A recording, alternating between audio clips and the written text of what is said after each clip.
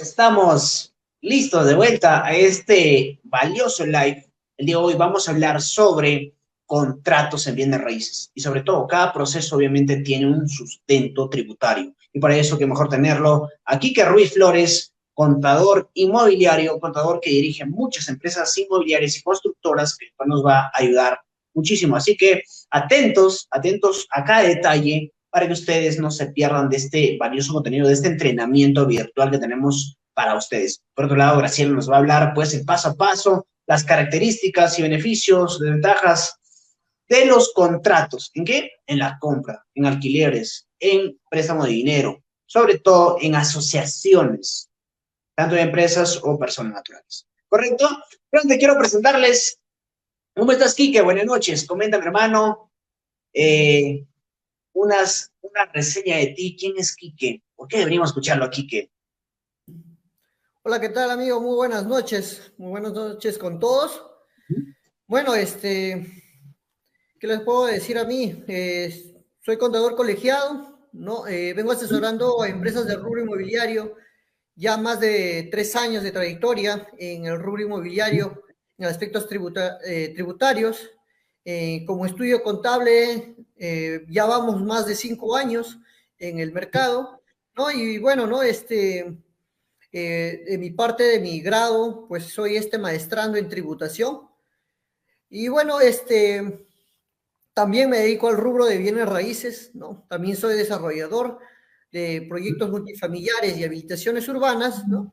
Y por ende, pues conocemos de adentro, ¿no? Cómo es el tratamiento de las inmobiliarias, las soluciones que vamos dando en nuestras propias empresas y también, pues, a nuestros clientes que venimos asesorando a nivel nacional.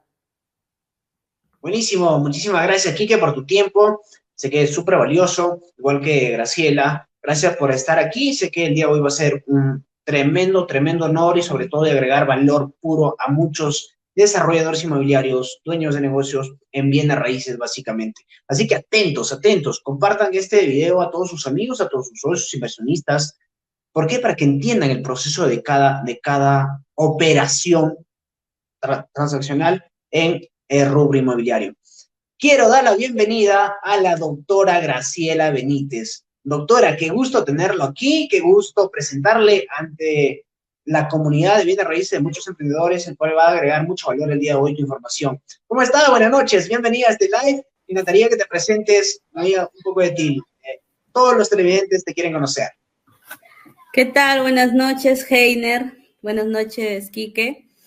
Bueno, en primer lugar, Heiner, para mí es un enorme gusto estar acá en en vivo contigo, ¿no?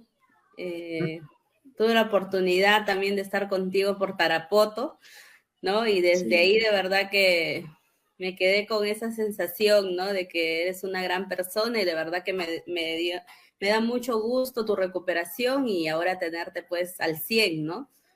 Y bueno, Muchas gracias, muchas presentarme, gracias. ¿no? A tu comunidad. Mi nombre es Graciela Benítez, ¿no? Abogada, especialista en temas en derecho notarial y registral, ¿no? Y actualmente en el rubro inmobiliario. También vengo asesorando a empresas y a gestores y desarrolladores de la comunidad, ¿no? Bueno, también estoy maestrando en lo que es derecho registral y notarial. Y actualmente me dedico full a lo que es asesorías, inversiones también, ¿no? Y todo lo que es ya de manera, se puede decir al 100 a lo que es bienes raíces, ¿no? Excelente, tenemos una gran profesional el día de hoy, a dos profesionales en realidad. Graciela se ha enfocado netamente en asesorar a desarrolladores inmobiliarios inversionistas en tema de bienes raíces y Quique pues en el sector tributario. Recuerda, las operaciones de bienes raíces son súper buenas, todas las cualidades que nosotros tal vez tenemos, si nosotros metemos en el negocio de bienes raíces, tal vez podemos obtener, sí, grandes rentabilidades, hacer muy rápido dinero y sobre todo con muy buenas ganancias, pero ¿gracias a qué? Gracias a un asesoramiento legal para tomar buenas decisiones y para evaluar el proyecto correcto, la propiedad correcta. En eso, ¿quién me va a ayudar? Graciela Benítez el día de hoy. Por otro lado, pues, si yo vendo una propiedad, ¿cómo lo sustento? Y si no lo sustento, ¿qué pasa? y si promuevo muchas propiedades, ¿qué es lo que sucede? Y si me meto al desarrollo y hago sociedades y hago qué tipo de contratos y cómo los sustento, ¿y que nos va a enseñar el video a detalle? Por lo tanto, lo único que tienes que hacer es darle like al video y compartir con tu amigo o compartirlo en tu perfil para que en cuanto tengas algún problema en tu proceso de desarrollador inmobiliario, en tu proceso de invertir en bienes raíces, lo tengas este video. ¿Correcto? Arrancamos, Graciela. Coméntanos en temas generales, ¿cuál es el concepto de un contrato? ¿Qué es un contrato? Bueno, en términos de alguna manera coloquial, ¿no? Como para que todos entendamos, un contrato en realidad es un acuerdo, ¿no? Es un negocio, ¿no? Es un acuerdo bilateral, ¿no? Porque existen dos o más partes, en el cual, pues, estas partes expresan un consentimiento, ¿no? Que obviamente este consentimiento tiene que estar, pues, en lo que es permitido por la ley, ¿no? ¿Y para qué sirve un contrato? Para hacer diferentes actos jurídicos, ¿no? Crear, regularlos, modificarlos, extinguir obligaciones, ¿no? Entonces, un contrato, en resumen, es un acuerdo que dos o más partes pueden celebrar, ¿no? Para realizar un negocio jurídico, ¿no? O un acto jurídico, mejor dicho. Excelente. Qué buen concepto nos has brindado sobre el contrato. Ahora, Graciela, en el transcurso, el primer contrato, la primera operación que se tiene que hacer en una compra de un inmueble. ¿Qué contrato firmo el primer acuerdo? ¿Cómo lo denomino a ese primer contrato o a ese primer acuerdo con el propietario para yo comprar un inmueble? Bueno, ahí tenemos que ver, en realidad, para la compra, pues, ¿no? De un inmueble tenemos muchas opciones nosotros, ¿no? Y hay diferentes modalidades de contratos, ¿no? Y estos contratos se van a aplicar, como siempre les digo, a mis clientes, de acuerdo a la necesidad que se tiene respecto a lo que tú quieres, ¿no? Sea en tu proyecto, sea, ¿no? El negocio que tú vas a cerrar. No todos los contratos se van a aplicar o no todos los contratos se van a poder celebrar. Por ejemplo, ¿no? El contrato, pues, mejor dicho, el documento que tú tienes que firmar, que te va a dar lo que es la inscripción registral, es la minuta de compraventa. La minuta. Que es lo que todos prácticamente buscamos, porque esta minuta se va a elevar a instrumento público, que es la escritura, que ya la tenemos, pues, que suscribir en una notaría. Y con este documento vamos a poder elevarlo a lo que es registros públicos. Sin embargo, hay ocasiones en las que no podemos llegar a la minuta desde el inicio, ¿no? No podemos llegar a la inscripción registral desde el inicio. Entonces, en ese caso, nosotros pues tenemos otras opciones de contratos, ¿no?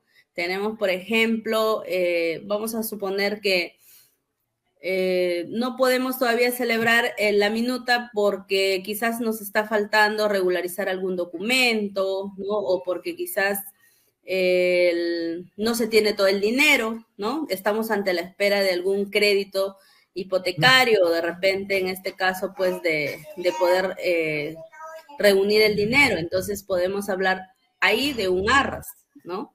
Que es un contrato privado en el cual pues las partes, de alguna manera, un arras es una seña que se tiene, ¿no? Es una seña de que se va a celebrar un contrato definitivo, en este caso la compraventa. Entonces, ahí tenemos, por ejemplo, un contrato que sería denominado un primer contrato. Pero luego tenemos también los llamados contratos preparatorios, que en nuestra legislación tenemos dos contratos, en lo que es el compromiso de contratar y la opción de compra, ¿no? La opción de compra que es actualmente y en la comunidad está siendo muy utilizada, ¿no? Porque a diferencia del arras y a diferencia del compromiso de contratar, este contrato de opción de compra nos puede dar una inscripción registral, ¿no? Hasta que podamos celebrar el contrato definitivo. Entonces, pero en realidad estos caminos, porque también tenemos otros contratos, ¿no? Por ejemplo, algunos celebran una promesa de venta, que no está regulada en nuestra legislación, pero que es un contrato que prácticamente se asemeja a lo que es el compromiso de contratar, ¿no? En realidad el compromiso de contratar es un contrato ya formal, ¿no? Entonces, no siempre se va a llegar a lo que es la minuta, ¿no? Pero la minuta es el documento al cual todos aspiran, ¿no? Por ejemplo, cuando se cierran proyectos, siempre me dicen, ¿no? Graciela, ¿cuál es el mejor contrato, ¿no? ¿Cuál es el mejor documento? Entonces hay que negociar la minuta, ¿no? Porque la minuta me va a poder dar esa elevación a lo que es la escritura pública y la inscripción en registros, ¿no? Entonces, ahí tenemos varios contratos que se pueden realizar o se pueden celebrar de acuerdo a la necesidad o a la situación en la que nos encontramos, pues, ¿no? Excelente, buenísimo. Ese es uno de los primeros procesos del contrato de acuerdo mutuo, o el primer paso es acuerdo, pues, de la minuta. Por otro lado, Quique nos va a comentar sobre la contabilidad. Quique, en realidad, todas las personas que tienen ingresos deben tributar, o todas las personas que venden propiedades, o hasta qué momento están dispuestos tal vez a no, o están suspensos a no poder pagar tributos de los bienes inmuebles. Toda persona que percibe ingresos no necesariamente tiene que tributar. Depende de los impuestos que tengamos en el tema inmobiliario, pues va a depender de ello mucho el tema de cuándo yo debo pagar impuestos y cómo lo debo pagar. Por ejemplo, tenemos en el tema de la compra-venta de un terreno, de un inmobiliario, ¿no? Que compra y vende un terreno. ¿Cuándo debo pagar mis impuestos? Pero la pregunta también va a ingresar, depende, ¿no? Depende de cómo yo lo estoy vendiendo ese terreno. Si yo lo estoy vendiendo, otorgando escritura pública, pues voy a hacer el pago inmediato, el pago a cuenta que me corresponde como empresa pagar, ¿no? Por la venta generada en ese mes. Y mi impuesto anual, que es del 29.5%, si estoy en el régimen general, o en el MIPE tributario, mi 29.5% del exceso, descontando las primeras 15 UITs, donde yo tributo un 10%, entonces cambia el escenario, ¿no?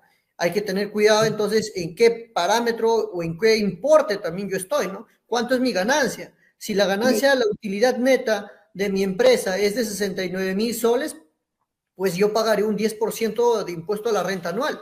Si yo supero 69,000 soles, ¿no? Si yo supero los 69,000 soles, por el exceso voy a cancelarle 29.5%, ¿no? Entonces tengo que enfocarme en qué parámetros estoy, ¿no? También saber, ¿no? Pues para el próximo año, si yo sigo en el MIPE tributario o por mi nivel de ingresos que yo percibí en el año actual, ya no voy a poder estar en el MIPE tributario en el siguiente año, ¿no? Y tener que replantear el tema de mis proyectos en efectos tributarios, ¿no? Es importante también saber ese tema. Es importante en tema de venta de propiedades, ¿no? ¿Qué tipo de inmuebles estoy vendiendo? ¿Estoy vendiendo una compra-venta? ¿Estoy realizando una compra, construcción, remodelación, reestructuración y venta? ¿No? Depende de eso también los impuestos que yo tenga que pagar, ¿no? ¿Quiénes están presentes en esa modalidad, ¿no? Para impuestos? Tengo el impuesto a la renta, tengo el alcabala, tengo el IGB, ¿no? Son impuestos prediales, ¿no? Entonces ya hay un poco más de impuestos que yo debo conocer, ¿no? No vaya a ser que tú tengas una propiedad, ¿no? Supongamos hay algunos que nos dedicamos a los multifamiliares, ¿no? Ya hice construcción, ya declaré la declaratoria de fábrica, ya tiene las independizaciones, ¿no? Pero no se vendió un departamento y lo tuvimos ahí, ya pasó 1 o 2 años y no se vende. Pero sin embargo no supiste que tuviste que pagar los impuestos prediales, ¿no? Y estás ahí con una multa, sanción por no pagar los impuestos prediales, ¿no? Que a veces se olvidan de pagar los prediales. Igual pasen las habilitaciones en terrenos y así, ¿no? Hay que saber cómo y cuándo debo pagar mis impuestos, ¿no? Y estar al día. Como te digo, va a depender mucho de qué tipo de proyectos estemos, de qué inmuebles esté vendiendo, en qué momento, qué contrato utilizo, ¿no? buenísimo. Y que si vamos a suponer que estoy empezando en los bienes raíces, empiezo a comprar propiedades, ya sea lotes, ya sea algunas casas que están para remodelación, ¿en qué momento ya estoy afecto a poder tributar? ¿En qué momento de la operación ya puedo tributar? ¿Y en qué momento ya estoy obligado a formalizarme como inmobiliario? Bueno, mira, la respuesta es precisa. O sea, si yo me dedico a este rubro, tú estás inmerso desde la primera venta a tributar como renta de tercera categoría. O sea, De sí no o sí tienes, inmobiliario. correcto, o sea, no hay opción a decir, ¿sabes qué? Yo voy a hacer dos ventas porque me faculta la ley, es Correcto. totalmente falso. No, ojo que muchos se han equivocado ahí, eso es totalmente falso, chicos. No, si tú desarrollas proyectos inmobiliarios o tienes esa intención de comprar dos propiedades este año, vender esas dos propiedades en este año, es más, si para ese proyecto tú haces y apalancas de terceros mediante contratos asociativos, pues ya estás incursionando a un negocio, hay intención de negocio y hay que tener cuidado ahí. Exacto, lógico. Vamos ahora a empezar con el tema, pues, de los contratos. De hecho, entre contratos y la tributación es clave para la prosperidad y la contribución de crear patrimonio en bienes raíces. Y lo más bonito es tenerlo aquí a dos grandes profesionales que dominan muy bien este sector. Graciela, coméntame, en el caso de los inversionistas, muchos han prestado dinero, pues hablemos pues de una manera panorámica y compleja el tema mutuo dinerario, ¿correcto? Primero, el mutuo dinerario, ¿qué estructura debe tener el mutuo dinerario? Para algunos que tal vez ya tienen el modelo, otros tal vez ya para que puedan implementar eso, ¿qué, qué cláusulas debe tener? ¿Qué datos debe tener un contrato mutuo dinerario? Y básicamente un contrato dinerario, ¿con quiénes se firma? ¿Se puede firmar?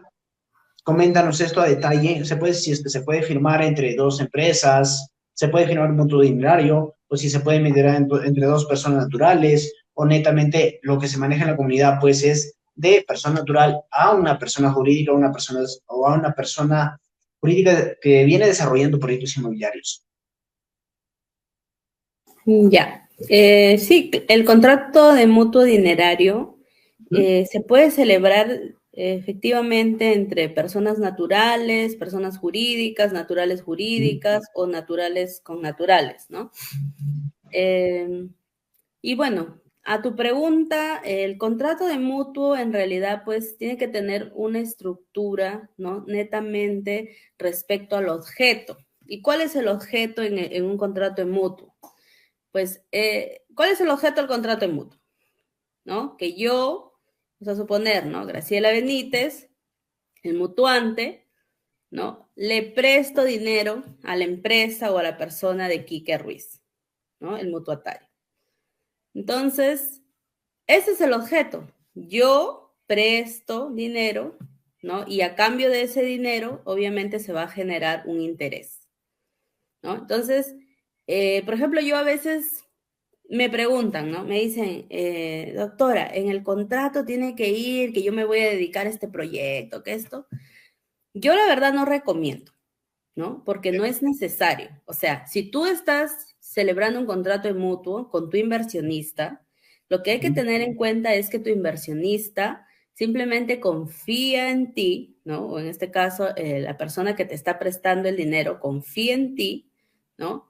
Y a él, disculpen la palabra, pero no, de alguna manera no le interesa si es que el proyecto se vendió, si el proyecto sale, porque tú te comprometes en un plazo, ¿no? En un plazo a devolverle este capital y también sus intereses, ¿no? Entonces, no es necesario que tú le cuentes toda la historia o que lo coloques, porque no es la finalidad de ese contrato, ¿no? O sea, su naturaleza es esa, utilizarlo para ese tipo de negocio, ¿no? Lo que es simplemente el mutuante, mutuatario, ¿no? El objeto, que es que yo te presto y se me va a pagar por eso un interés, ¿no? Lo otro que tienes que establecer es el plazo, ¿no? Y ahí sí hay que tener mucho cuidado, ¿no? Porque tú tienes que proyectarte, ¿no? Si a ti te han prestado este dinero, tú tienes que proyectarte si en el plazo que lo estás ofreciendo lo vas a poder cumplir, ¿no? De hecho. Y si no, simplemente señalar o dejar una posibilidad de que se va a poder ampliar, ¿no?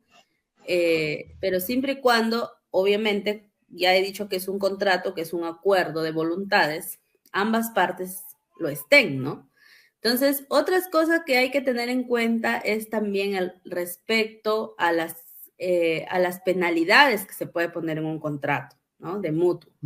Por ejemplo, tenemos, en el caso de que incumpla, bueno, ahí también tenemos que ver cómo vamos a pagar, ¿no? Porque, por ejemplo, hay créditos que simplemente dicen, no, primero me pagas el capital, luego los intereses, ¿no? O primero los intereses, luego el capital, o junto, o no. Al final se va a pagar todo junto, como se maneja en la comunidad, ¿no? Pero hay mutuos, por ejemplo, que se pagan mensuales, ¿no? Entonces, eso hay que establecer bien, ¿no? Es una de las cláusulas que se debe establecer bien.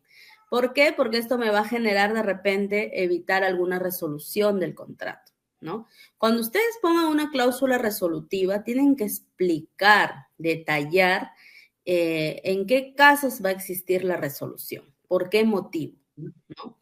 Entonces, eso también es importante en este contrato. Las obligaciones, bueno, las obligaciones es que yo te presto, ¿no? Me vas a depositar, me vas a entregar por cheques, ¿no? Y yo te voy a devolver, ¿no? Señalar, y eso sí es importante, señalar la forma de la devolución, la cuenta, ¿no? En qué lugar se va a celebrar, ¿no? Entonces hay que dejar ese detalle, ¿no? La formalidad de este contrato, ¿no? Si es un contrato en mutuos, de alguna manera llamémoslo simple, que no hay una garantía, como es el caso de la comunidad, ¿no? Obviamente se puede celebrar con firma legalizada. Pero, por ejemplo, andando un poquito más allá, hay lo que es un contrato en mutuo con garantía, que puede ser garantía hipotecaria, ¿no? O garantía, por ejemplo, mobiliaria, ¿no? Entonces, en este caso ya se necesita pues elevarlo a escritura pública, se hace con una minuta, porque yo estoy dejando en garantía un bien que se encuentra inscrito en los registros públicos, ¿no? Entonces, en esta partida se va a inscribir este contrato de mutuo. Entonces, eso es lo que se tiene de alguna manera que colocar en un contrato de mutuo, ¿no? Establecer bien cuál es el objeto, ¿no? Que ya sabemos, el plazo, los intereses, la forma en que se va a cancelar, la cuenta, ¿no? Ahora tiene que ser todo bancarizado, entonces hay que establecer esa cuenta donde el domicilio es importantísimo colocarlo, ¿no? Porque informar, ¿no? En el caso de que se modifique, porque a veces se mudan, ¿no? O dicen, no, pero yo tenía la intención de cancelarte, pero ya no vives ahí, ¿no? Entonces, hay que establecer bien esos elementos esenciales de este contrato. Buenísimo, excelente. Excelente, Graciela. Nos has detallado el paso a paso de la estructura de un contrato. Ahora bien, todos se preguntarán, ¿cómo tributo? ¿Qué hago? Si bien es cierto, Graciela mencionaba, el contrato mutuo se puede tomar de acuerdo a los acuerdos del proyecto o de la necesidad del inversionista. En este caso, ¿de qué hablaba? Si los plazos son mensuales, si los plazos son trimestrales, si los plazos son anuales, si el pago se va a hacer primero los intereses o luego el capital o juntos. Quique, coméntanos esta parte, por favor. Infórmanos cuál es el proceso continuo, cuál es el proceso ideal para invertir. Esto netamente quiero que te centres en la posición de inversionista. ¿Qué es lo que debe saber el inversionista y qué es lo que debe saber también el desarrollador inmobiliario en ese proceso de inversión? Detállanos a complejidad, por favor, cuál es ese verdadero proceso del cual se debe desarrollar las inversiones en bienes raíces. Correcto, correcto. Bueno, chicos, pedirles ante que todos compartan, chicos, compartan la transmisión para llegar a más personas Y también, chicos, atentos a todo lo que comenta Graciela, lo que comento yo, que al final vamos a hacer unas preguntas, ya que vamos a sortear también por ahí unas 3 becas, gracias al canal de Jairos, ¿no? Nuestro amigo Heiner, vamos a sortear 3 becas en nuestro curso, que ya está muy cerca. Bueno, respondiendo a tu pregunta, Heiner, mira, es importante ver la modalidad del contrato que yo tengo. Lo que dice Graciela, ¿no? ¿Qué estoy pactando, ¿no? ¿Qué acuerdos estoy llegando, ¿no? Las fechas de pago, ¿no? ¿Cómo van a ser las modalidades de pago? ¿No? Por ejemplo, si tengo un contrato mensual que me van a pagar mis intereses mensuales, voy a tener que tributar mensual, ¿no? Voy a tener que tributar todos mis intereses, ir tributando mensual, tengo que declarar. Si es trimestral, cada 3 meses tengo que pagar. Si es anual, pues lo tendré que declarar anual. Recuerden que nosotros el pago que nosotros hacemos por intereses que generamos, ¿no? Son rentas de segunda categoría, ¿no? Y las rentas de segunda categoría tributamos por el criterio del percibido. ¿Qué quiere decir el criterio del percibido? Que cuando yo recibo el dinero, pago el impuesto. Si yo mi interés lo estoy recibiendo mensual, tengo que pagar mensual mis impuestos. Si yo no lo recibo, pues no pago, ¿no? Tal cual, ¿no? Supongamos que hice mi contrato de mutuo dinerario con Graciela, ¿no? Al final Graciela me dice, ¿sabes qué, Quique? No te voy a cancelar, no tengo cómo cancelarte. Mi contrato se anula y queda solo devolución de capital. ¿Tengo que pagar impuestos? La palabra es no. O sea, no tengo que pagar impuestos porque no estoy generando rentabilidad, no estoy generando utilidad. Entonces recuerden siempre esta palabrita del criterio del percibido. Rentas de segunda categoría, criterio del percibido. Cuando percibo, tributo. Ojo que solo es para las rentas de segunda categoría, en este caso. No lo vayan a aplicar para todas las rentas. Cada renta tiene su propio criterio y modalidad. Uno es criterio percibido, el otro es el criterio del devengado. Ojo con eso.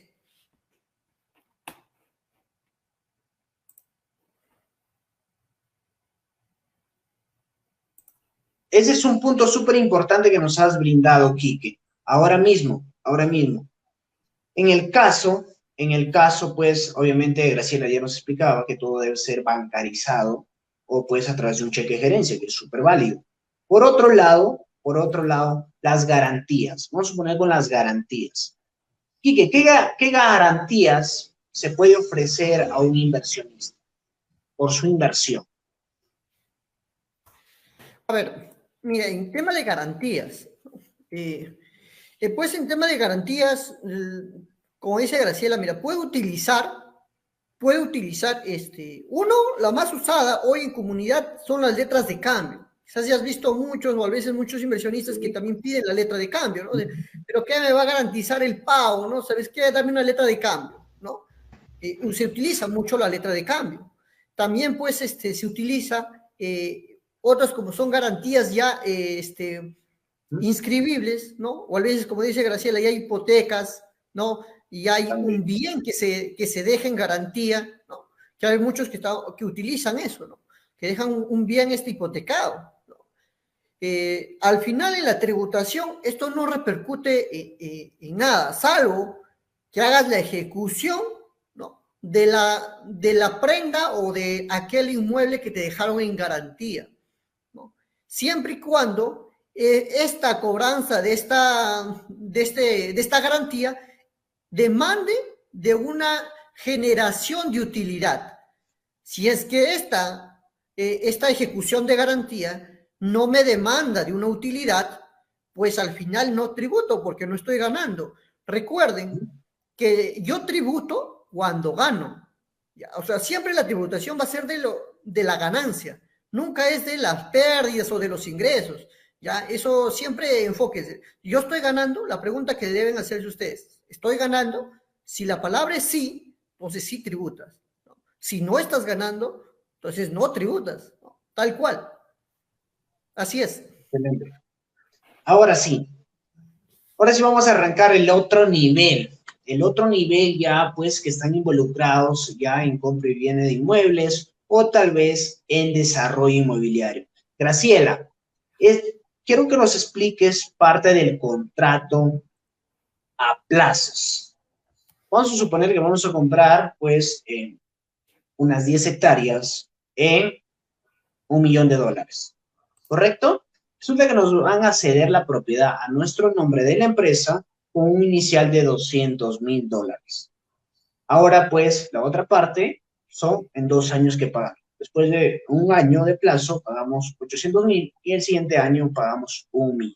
Completaríamos los $2.000.000, ¿correcto? Graciela, ¿cuáles son las cláusulas que debemos considerar para no poder tal vez perder esa propiedad o tal vez tener problemas o tal vez acarrear otras situaciones muy difíciles cuando ya estamos en pleno proceso? Bien, como estamos en tu comunidad, que bueno, la mayoría es gestores, desarrolladores, yo me voy a poner del lado yo voy a ser abogada del gestor o del desarrollador, porque aquí quiero diferenciar que cuando yo soy abogada de la parte que vende, las cláusulas que trato de proteger son diferentes, ¿no? Porque obviamente siempre se trata de buscar lo que es, de buscar un contrato que sea justo para ambas partes. Sin embargo, a la persona pues que se asesora hay que darle la garantía, ¿no? Entonces es como que si fuera un plus. Entonces ahorita yo les voy a dar estos tips de alguna manera en el caso de que vamos a comprar un terreno en partes, ¿no? Como les estaba diciendo al comienzo, lo que siempre trato de negociar es que desde el inicio se firme la minuta, ¿no?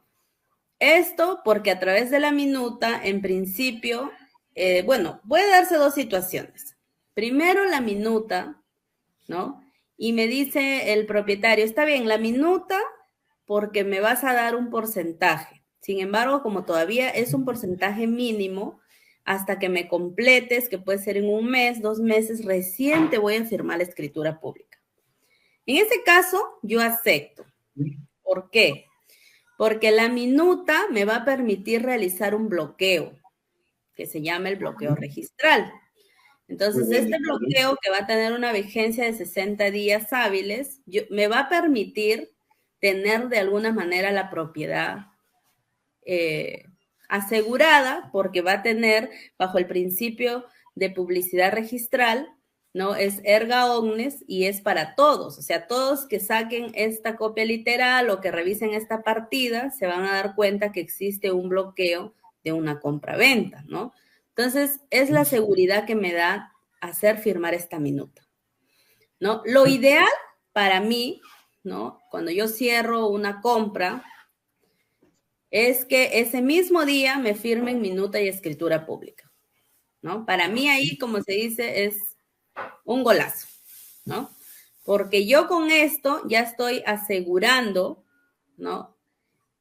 La inscripción. O sea, ya va a salir a nombre de mi cliente, ya va a salir a nombre del comprador en registros públicos, ¿no? Pero aquí vienen las cláusulas que muchas veces pues son bastante negociables, ¿no? Yo siempre les digo, cada caso es diferente, ¿no? Por ejemplo, he cerrado compras con 50,000 soles con minuta y escritura y lo demás ha sido a plazos. Pero hay casos de propietarios que son muy exigentes, no aceptan, ¿no? Por ejemplo, hace poco tuve un caso de reserva de propiedad, que es una de las cláusulas que también se puede establecer, ¿no? Y bueno, como yo estoy ahorita de abogada de gestores y desarrolladores, cuando yo negocio, indico, ¿no? Vamos a firmar la minuta con un porcentaje, se va a poner una cláusula que a tantos meses se va a pagar la segunda armada, ¿no? Y la tercera última cláusula se va a realizar con la cancelación de la hipoteca que se va a generar por este saldo, que estamos hablando pues de una hipoteca legal, ¿no? Una hipoteca legal que se inscribe y que para mí, como abogada de la parte de gestores y desarrolladores, de alguna manera es lo que menos perjudica para cerrar una compra. Porque con una hipoteca no es que me impida, porque a veces tengo muchas personas que quizás tengan ese concepto, ¿no? Errado de que la hipoteca pues no permite que vendas ni nada de eso. No, tú puedes realizar las ventas, porque simplemente la hipoteca es por el saldo, ¿no? Y una vez que se cancela, obviamente, pues, esa hipoteca va a ser levantada, ¿no? ¿Y por qué digo que es lo que más conviene? Porque he tenido casos, no recomiendo, ¿no? En el que a veces me han pedido la reserva de propiedad. Y la reserva de propiedad es una figura, para que me entiendan, en el cual me hacen la compra-venta, pero el propietario se reserva la propiedad hasta que yo le cancele. Entonces, de alguna manera no se perfecciona aún la compra-venta. Y esto un poco que limita, ¿no? Respecto a cuando se realizan los trámites en la municipalidad, por ejemplo, en el caso de una habilitación, ¿no? En el que me van a pedir que la propiedad salga, pues, a nombre de la empresa que está desarrollando, ¿no? Y también, pues, es una demora para las ventas porque es más fácil tener una hipoteca legal en el que ya soy propietario, en el cual tengo una reserva de propiedad que todavía está limitada a mi propiedad, ¿no? Entonces, está limitado mi derecho como propietario.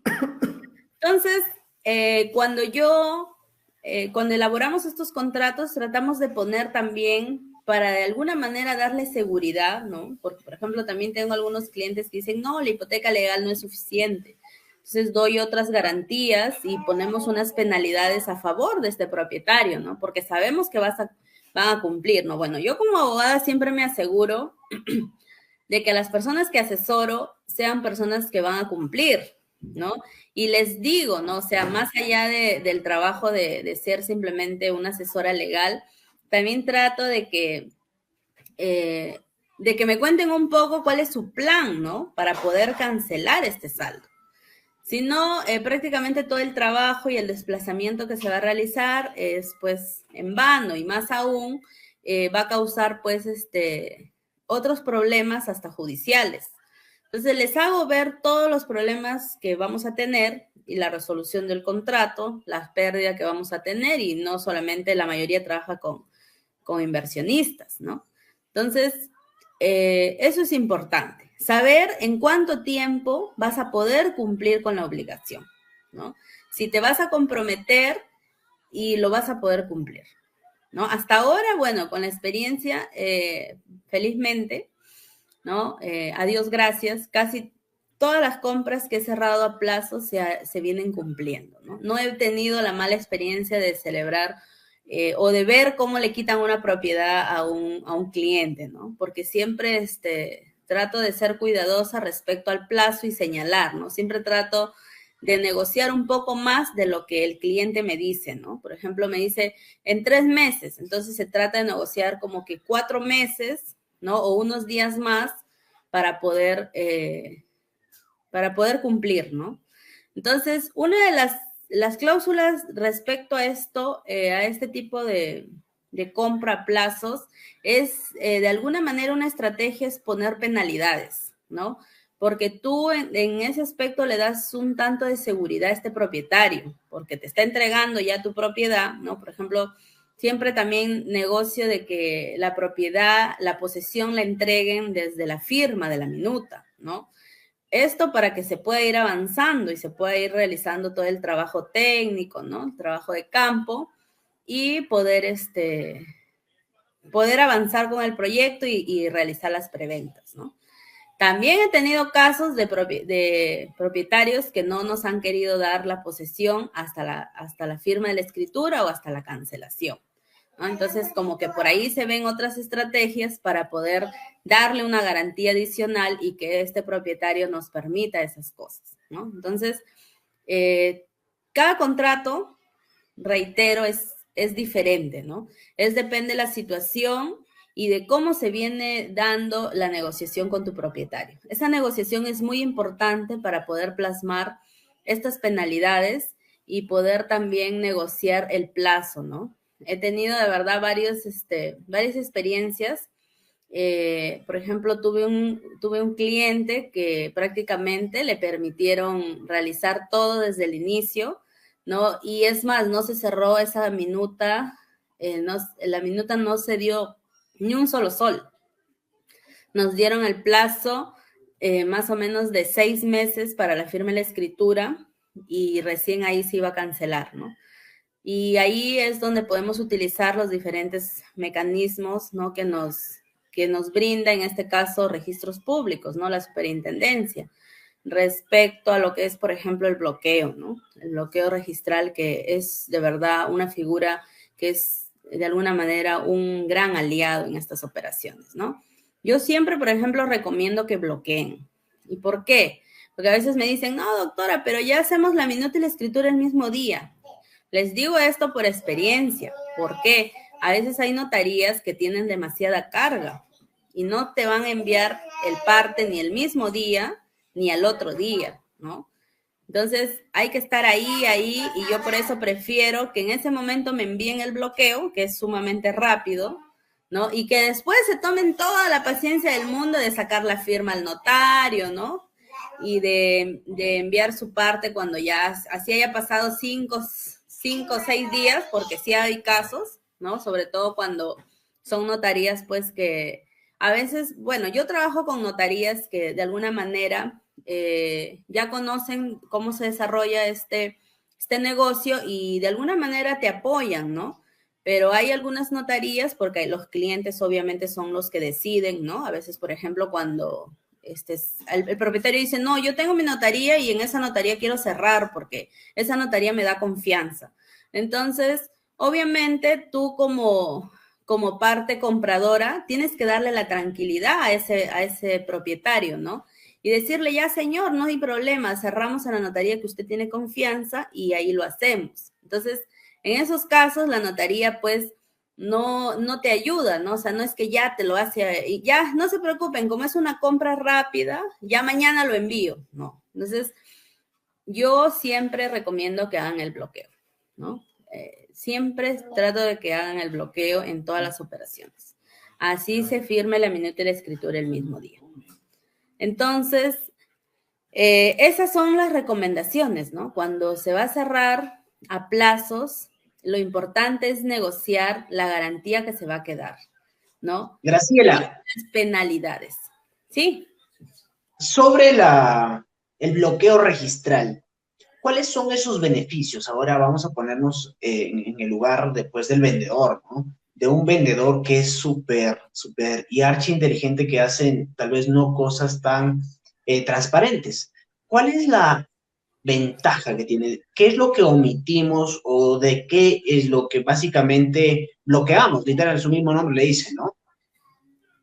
Ya, el bloqueo registral tiene la finalidad de dar publicidad, ¿no? En el aspecto que se crea un asiento en la partida que señala así, ¿no? Bloqueo registral, en esta partida se encuentra pendiente que se ingrese una compra-venta o una hipoteca, por ejemplo, ¿no? A favor de tal persona, ¿no? Entonces, ese asiento de alguna manera ya aparece en la partida. Entonces, tú ahí no puedes alegar desconocimiento, porque esa información ya es pública. De hecho, ¿No? Entonces, por ejemplo, yo ingreso el bloqueo y aunque todavía no se inscriba, ya el título aparece como pendiente y yo puedo ver de qué se trata, ¿no? Entonces, si ya veo que es una compraventa, pues sí. Si veo que este propietario me está ofreciendo también cuando ya ha cerrado, yo le digo, ¿no? Pero señor, usted acaba de cerrar una compraventa, ¿no? Entonces, esa es la importancia del bloqueo, ¿no? De que tú puedes dar publicidad cuando todavía no ingresa al registro el acto definitivo, que en este caso es la compra-venta, ¿no? Bueno, eso en palabras así sencillas como para que todos nos entiendan, ¿no? excelente. Esa es la importancia, ¿no? De que tú creas publicidad, ¿no? Y esta publicidad, pues, hace que el tercero de buena fe diga, no, ya se celebró una compra-venta, entonces yo ya no voy a celebrar esta compra-venta. Puedo, por ejemplo, prevenir la doble venta, ¿no? Siempre y cuando esté publicitado, pues, ¿no? Porque si se celebra, por ejemplo, vamos a suponer, ¿no? Tengo un propietario que actúa de mala fe y me vende a mí a las 10 de la mañana en una notaría. ¿no? Y luego a las 4 de la tarde vende la misma propiedad en otra notaría. Lamentablemente no hay una, pues, no hay una interconexión entre notarías en el que yo pueda darme cuenta que se ha celebrado una doble venta, ¿no? Sin embargo, si el de las 10 de la mañana hubiera publicitado el bloqueo, ¿no? Cuando la notaría de repente, o yo que voy a celebrar en la tarde, soy diligente y reviso la partida, pues voy a ver que ya hay un bloqueo, ¿no? Bueno, yo al menos hago eso, ¿no? Por ejemplo, en las compras antes de remate, ¿no? Que también ayudo a varios chicos. Cuando hacemos compra antes de remate, yo antes de hacer cualquier cosa, a pesar que la partida la tengo de un día, de 2 días anteriores o qué sé yo, ¿no? Entonces yo ingreso a la partida y veo, está limpio, no hay título pendiente, no hay nada. En el momento, en el día que cierro, no importa, ahí de mi celular veo, digo ya, pues, ¿no? Y inmediatamente pido que se bloquee la propiedad. Y así puedo salvarme de eso, ¿no? De que exista una doble venta. Excelente. Qué buen dato nos has brindado, Graciela, de verdad, de maravilla esto. Y bueno, hay mucho conectado, veo que hay más de 60 conectados. Y Quique tiene algo súper, un regalo especial el día de hoy para todos ustedes para ampliar mucho más a fondo una asesoría personalizada sobre este tema de contratos y pues tributación inmobiliaria. Así que al final de este video se va a sortear 3 becas para que ingresen directamente, pues asesorarse con Graciela Benítez y Quique Ruiz. Ahora, Quique, empezamos en este proceso ya de desarrollo inmobiliario. Ahora, aquí es lo que demanda muy bien las estrategias para poder tal vez no meternos a cometer errores tan frustrantes o tal vez para que nuestra tributación se eleve de una manera brutal, ¿no? Entonces, aquí, en este caso que explicaba Graciela, pues de plazos, a plazos. La contabilidad, ¿cómo se llevaría, Quique? Se tiene que tributar la cantidad, perdón, se tiene que sustentar ese tributo por toda la totalidad en la cual si ya se pactó en primer lugar, o cada vez pues que tengo que pagar, siempre tengo que hacer esa declaración. Y con respecto pues a las ventas, ¿no? Básicamente a las ventas. Si obviamente se hipoteca el mismo inmueble, obviamente ese inmueble va a quedar hipotecado, va a tener una carga. Ahora bien, ¿cómo me deshago de eso, no? ¿Cuál es la forma mejor, cuál es el camino correcto, ¿sí? Para un desarrollador inmobiliario para llevar su contabilidad de una manera ordenada? Ok, bueno, mira, antes de eso, déjame enviarles saludos acá a los que nos están inscribiendo, los que están conectadísimos acá en la entrevista, acá en el Facebook Live.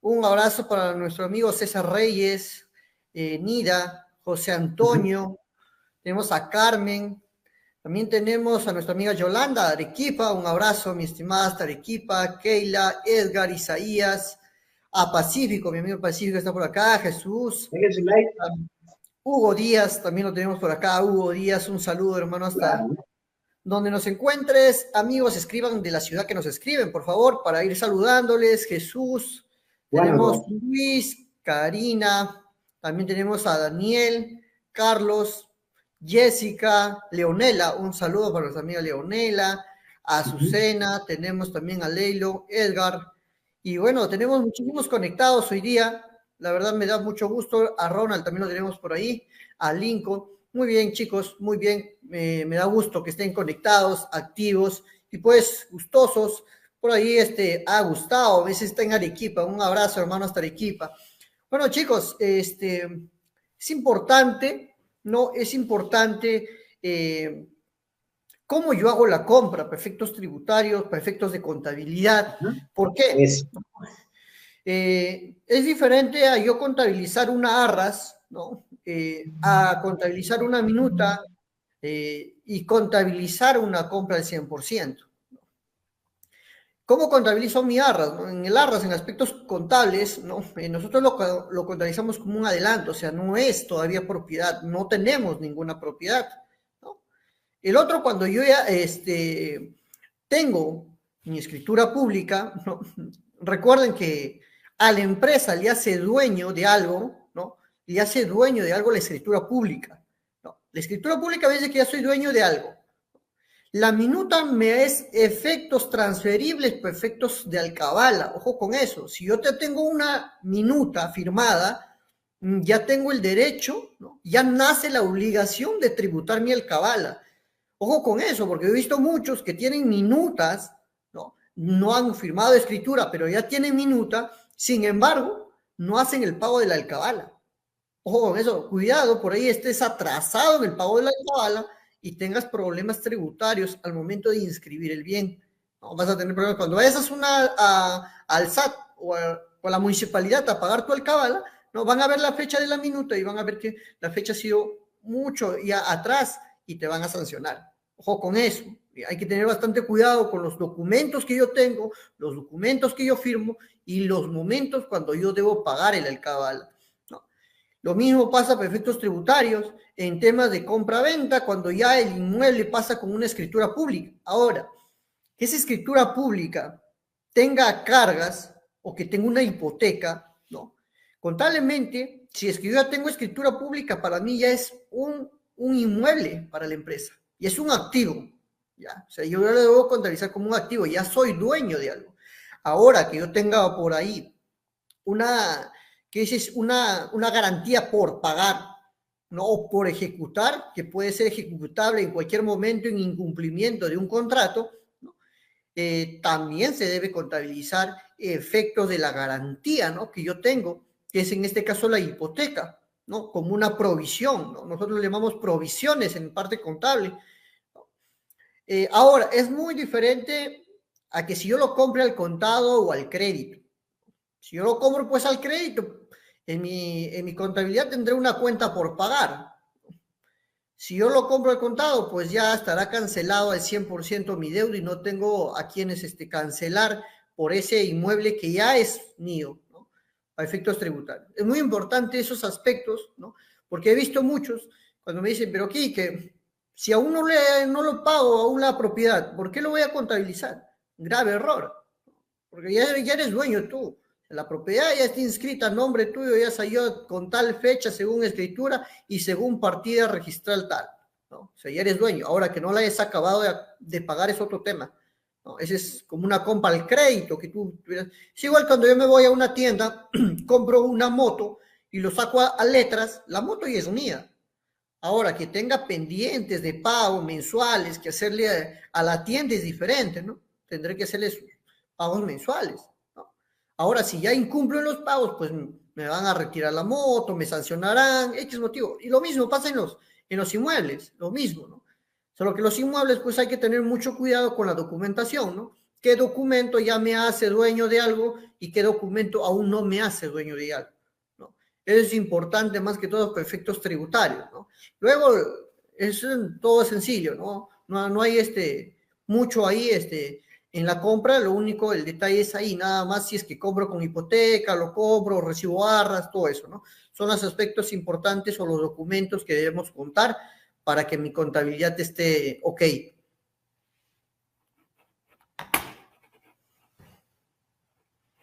Tu audio, amigo, tu audio.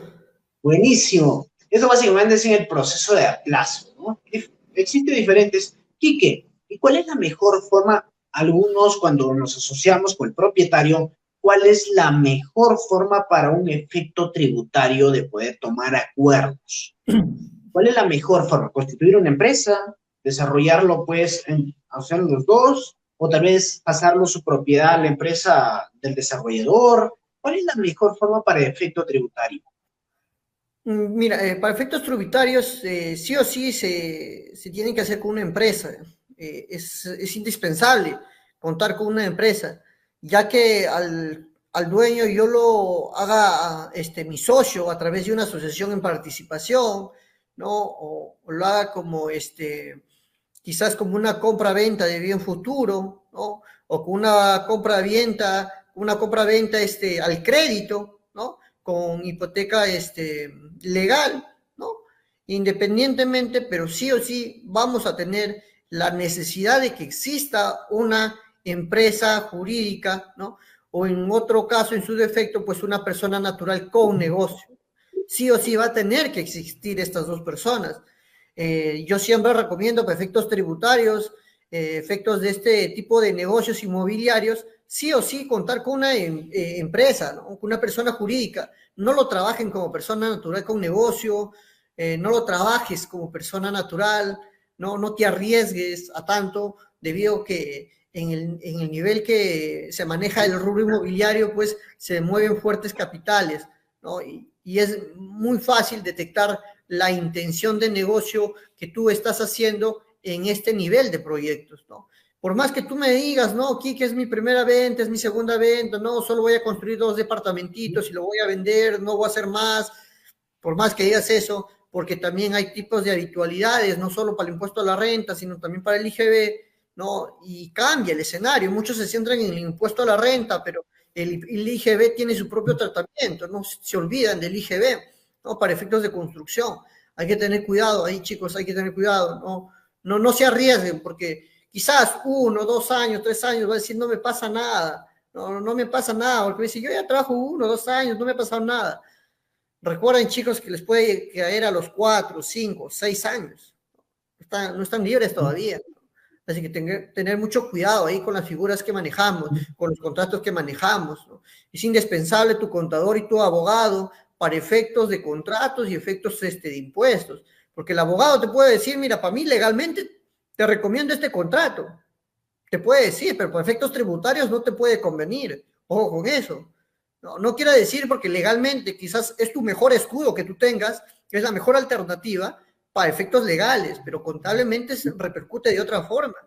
Tengan mucho cuidado en eso, ¿no? Por eso es que es muy importante que el abogado y tu contador pues estén en la misma sintonía y sepan del negocio y den la mejor solución para el cliente, ¿no? La mejor solución viendo de los dos aspectos, ¿no? Es muy importante eso. Excelente. Quique, en esa parte obviamente sí se puede hacer entre una persona jurídica y una persona natural una pues asociación de participación. Ahora bien, ¿qué pasa? ¿Qué pasa si logran como utilidad 5 millones? Obviamente tienen un 50%, va prácticamente 2 millones y medio a esa persona natural. ¿Cuál es la mejor forma? ¿Cuál es la mejor forma? ¿O lo puede tributar todo esto a la empresa y darle netamente una utilidad ya pues totalmente fragmentada, ¿no? Al propietario? ¿Cuál es la mejor forma, pues, cuál es el mejor medio tributario para poder sustentar de una manera súper, súper, súper linda este espacio? Mira, cuando yo hago una asociación, o sea, el contrato debe ser asociación en participación, si es que yo quiero ser partícipes de unas utilidades, ¿no? O sea, si yo, por ejemplo, tengo la oportunidad o tengo el capital, ¿no? Y pues lo voy a desarrollar con la empresa, la mejor opción es realizar un contrato de asociación en participación, porque ya sea tu capital o ya sea la oportunidad que tú estás presentando, se va a realizar un negocio, ¿no? O sea, se va a realizar un negocio. Nadie, una persona natural común y corriente, no está en este tipo de escenarios de presentar oportunidades para hacer ventas o generar utilidades. Ojo con eso. Porque las utilidades, como tal dice, un contrato de asociación en participación, se reparte de una utilidad de un negocio. Ojo con eso. O sea, ya se está hablando de un negocio. Ahora, que tú como persona natural, que quieras hacer un contrato de asociación de participación de persona natural a persona natural, eso es otro problema, que es un problema, como yo le he dicho siempre, es un problema errado, que si Sunate te llega y ves contratos, a la persona que es el asociante, sí o sí le va a hacer tributar como rentas de tercera categoría. O sea, ese 5% que pagó como renta de persona natural no le sirve, ojo con eso. Está tributando de una forma errada y cae en evasión tributaria, porque está utilizando un fragmento de un artículo a su conveniencia, ¿no? Y no ve más allá otros artículos. Ojo con eso. Por eso es que si muchos han utilizado el contrato de asociación y participación entre personas naturales, pues solo se han metido la soga al cuello, porque el contrato de asociación es claro, dice que nos repartimos utilidades. Yo me reparto utilidades de un negocio, ¿no? De algún proyecto. Entonces, desde ahí hay que tenerlo eso bien, bien claro, ¿no? Entonces, la forma de hacer un negocio con una empresa, si yo soy persona natural, supongamos que yo tengo el capital. Yo tengo el capital, ¿no? Y quiero darle a la empresa para que desarrolle un proyecto, ¿no? ¿Sabes qué? Mira, yo tengo 1.000.000 de soles, te doy 1.000.000 de soles, pero yo quiero ser partícipes de utilidades, no quiero un interés fijo, no, porque yo sé que como asociación yo voy a tener mayor rentabilidad porque también me estoy arriesgando al proyecto, porque eso es un contrato de asociación de participación, no tiene rentabilidad fija, ¿no? No hay nada fijo, no hay plazo fijo, ¿no? Porque va a depender de la durabilidad del proyecto que en donde yo estoy invirtiendo, va a depender de la utilidad que genere este proyecto, también mis utilidades, ¿no? Eso es lo que me dice un contrato de asociación en participación. Entonces, si yo voy a querer esa modalidad, lo que yo debo utilizar es asociación en participación. Firmo mi contrato de asociación en participación con la empresa es quien desarrolla el negocio, la empresa es la que desarrolla el negocio, compra la propiedad, desarrolla el proyecto, vende el proyecto, ¿no? Y se genera la utilidad. Y por ende la empresa, como empresa, tributa de su utilidad. Y recién de ahí sale una utilidad neta, después de pagar el impuesto, 29.5% la renta empresarial. Ahí tengo una nueva utilidad que es ya la neta, después que pagué impuestos como empresa. De esa utilidad recién se paga las utilidades a los asociantes y a los socios de la empresa. Cuando yo pague mis utilidades, ya pagando mi impuesto de rentas de tercera, como empresa, empiezo a repartir, ¿no? Kiki invirtió su $500,000 de soles, después de utilidad nos quedó 5 millones de soles. A ti te prometí por tu millón un 50% de la utilidad. Te corresponde 2,5 millones. Me tendrán que dar mis 2,5 millones, ¿no? Totalmente válido en ese negocio, con ese contrato. Si yo soy una persona natural, pues la empresa me tendrá que retener un 5% por impuesto a los dividendos, ¿no? Por lo cual me retienen ellos, ojo con eso. No es que me dan completo y ya yo lo pago voluntariamente, no, la norma dice retén ese 5%. Igual que a los socios, ¿no? Supongamos que la empresa con quien yo me asocié son 5 socios. Está Heine, está Graciela ahí de socios, y dicen, ¿sabes qué? Ya, yo también quiero mi utilidad en mi empresa que hemos generado en este proyecto, y se quieren también dar su utilidad, también la propia empresa les hace una retención de un 5%, y recién el 95% nada más les libera para ya ellos puedan gozar a libre disposición de ese dinero, ¿no? Así es cómo debe funcionar, cómo se debe hacer los negocios, para no tener problemas tributarios con SUNAT, no tener problemas tributarios con ninguna de las partes, no tener problemas con la UIF, no tener problemas con el lavado de activos y no poder sustentar mis ingresos, ¿no? Esa es la forma correcta que se debe llegar a los negocios. Esto estaba súper, súper claro. Gracias, Quique, por estos detalles que nos has brindado, pues uno tener acuerdos. Todo en base a qué, en base al contrato. Y justamente en ese momento, Graciela lo que nos va a explicar sobre el contrato de asociación y participación. Vamos a desmantelar todo esto el día de hoy, señores. Así que lo único que tiene que hacer es compartir esa transmisión en tu perfil o etiquetar a un amigo, enviarlo a su privada. ¿Para qué? Para que en cuanto tengas algún problema en este proceso, lo tengas aquí, porque este es un entrenamiento súper gratis que nos están dando Quique Ruiz y Graciela Benítez. Graciela, en el contrato de asociación de participación sabemos que no se pueden hacer entre dos personas naturales, pero en este caso son dos personas jurídicas, lógicas, ¿no? Bueno, te comento que la ley no prohíbe que tú hagas entre personas naturales, ¿sabes? Legalmente se puede realizar. Sin embargo, ahí viene de la mano la parte contable y tributaria. ¿Cuál es ese motivo? Por ejemplo, yo tengo muchos clientes que les explico, ¿no? Les digo, miren, como ustedes son personas naturales, ¿no? Incluso los derivo, ¿no? Ahí con Quique para que les explique, les dice, ¿no?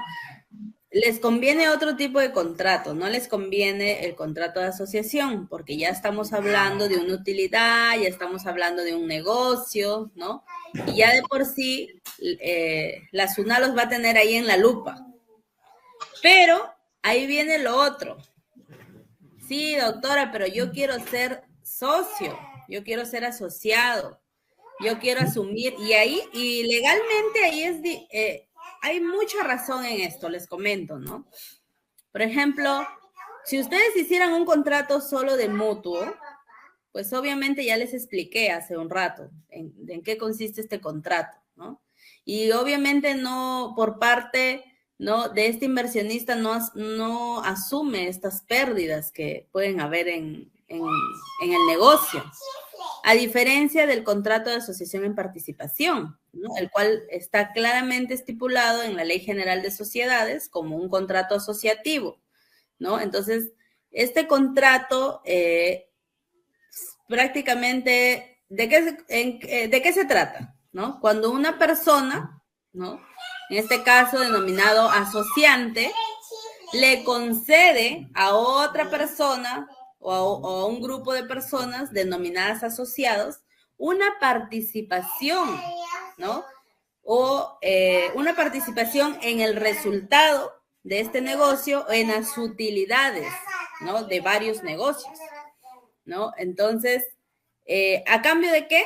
De una contribución que va a dar este asociado, ¿no? Entonces, el asociante, ¿no?, actúa en este caso, pues, a nombre propio, ¿no?, a nombre de la empresa, ¿no? O bueno, como les digo, como persona natural. Y en este caso, este contrato de asociación en participación, pues no tiene una razón social, ¿no? O sea, no se inscribe, ¿no? No se inscribe en registros públicos, ni tampoco es un contrato que pueda tener, pues, un RUT, ¿no? Entonces, en este contrato, la gestión del negocio, ¿no? La gestión del negocio, o en este caso, pues, la empresa, ¿no?, a quien le corresponde, esta gestión es única y exclusivamente al asociante, ¿no? Y este asociante es el que va a tener la relación, ¿no?, jurídica, por así decirlo, entre los terceros y entre sus asociados, ¿no? Y bueno, en este caso, este contrato, pues, de alguna manera va a permitir o va a determinar una forma de fiscalización o control que le permite a estos asociados saber sobre el negocio, ¿no? El asociante, pues, tiene de alguna manera esta obligación de comunicar, ¿no? De comunicar o de informar cómo va este negocio, cómo va este proyecto, ¿no? Entonces, los asociados en este caso tienen derecho, por si acaso, tienen derecho a esta rendición de cuentas, ¿no?, al término del negocio, respecto a cada, pues, ejercicio contable, ¿no? Entonces, en el contrato de asociación en participación es muy importante, chicos, y acá les digo porque, bueno, vengo asesorando varios casos en el que quizás a veces, como somos personas, ¿no?, que nos equivocamos, podemos tener diferencias, ¿no? Entonces, estas diferencias, y ahí les doy el consejo, únicamente se van a poder salvar siempre y cuando su contrato tenga todos los candados posibles, ¿no?